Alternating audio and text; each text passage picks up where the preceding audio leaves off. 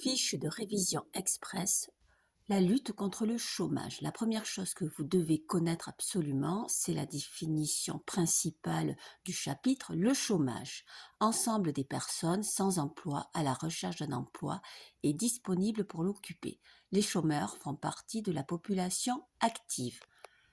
Cette définition se décompose entre le chômage conjoncturel et le chômage structurel, mais également le sous-emploi et le halo du chômage. Les notions qui sont liées à ce chômage sont l'appariement, l'asymétrie d'information, le salaire d'efficience, les institutions, la demande globale, le coût du travail, la flexibilisation, la rigidité du marché du travail.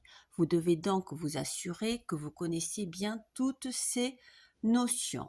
Ensuite, à connaître les mesures types liées à la lutte contre le chômage. Le premier, c'est le taux d'emploi.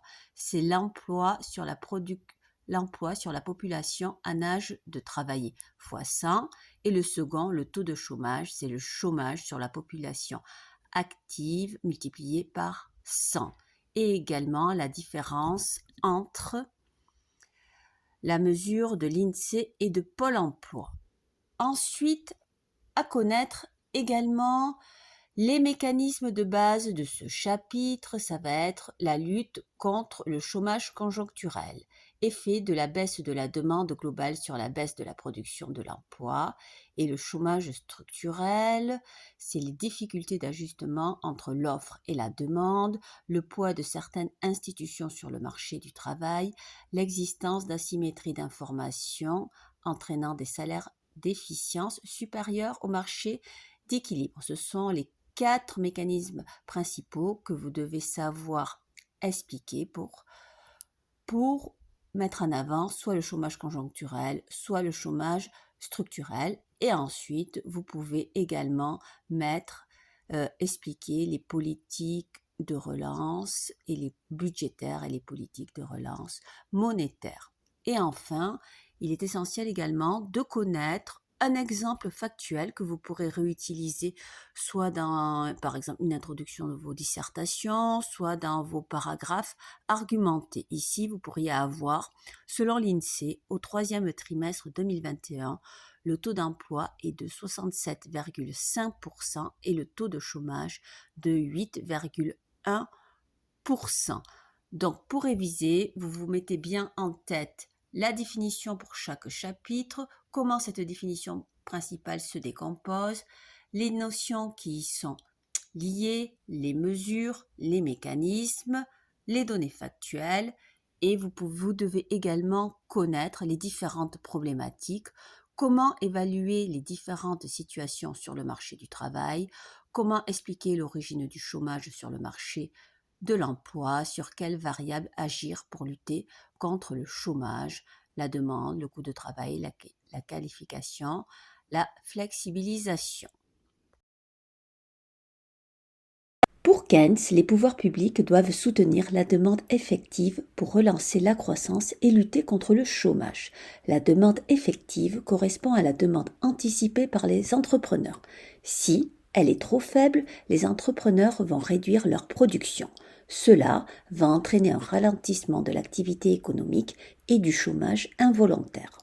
Pour lutter contre ce chômage conjoncturel, les pouvoirs publics pourront mettre en place une politique de relance budgétaire en augmentant les dépenses et en baissant les recettes, une politique de relance monétaire en favorisant la création monétaire pour augmenter la demande et l'investissement. La première catégorie de sujets que vous pouvez avoir sur la lutte contre le chômage, c'est sur les politiques d'allègement du coût du travail. Donc la première, c'est les politiques d'allègement du coût du travail sont-elles suffisantes pour lutter contre le chômage? On pourrait également avoir dans quelle mesure la baisse du coût du travail peut-elle réduire le chômage, ou bien dans quelle mesure la réduction du coût du travail incite-t-elle les employeurs à embaucher, ou bien la baisse du coût des travailleurs permet-elle une baisse du chômage structurel et une relance de la demande globale?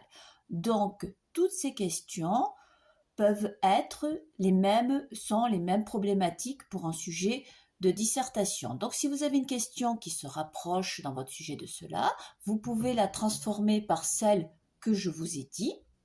Et ensuite, vous mettez en avant votre plan. D'un côté, vous faites ressortir quels sont les aspects positifs de mettre en place une politique d'allègement du coût de travail, comment ça fonctionne, et de l'autre, vous faites ressortir les limites puisqu'il existe différents types de sujets. Mais bien sûr, c'est toujours les mêmes types de sujets. Oui, non.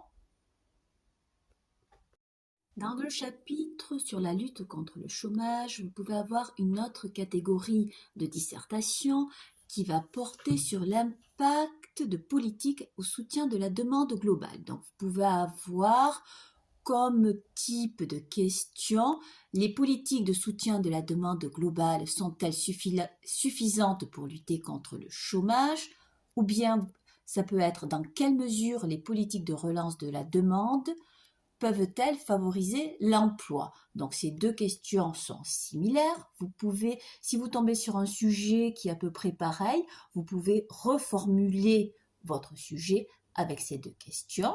Et ensuite, dans vos réponses, d'une part, vous expliquez oui, ces politiques de demande globale sont positives. Vous expliquez les mécanismes, notamment avec la politique budgétaire, puis après avec la politique monétaire, en vous référant à Keynes, bien sûr, et à son schéma, et en son mécanisme, et ensuite, vous pouvez dire que cela ne suffit pas, et vous pouvez vous référer plutôt aux théories classiques.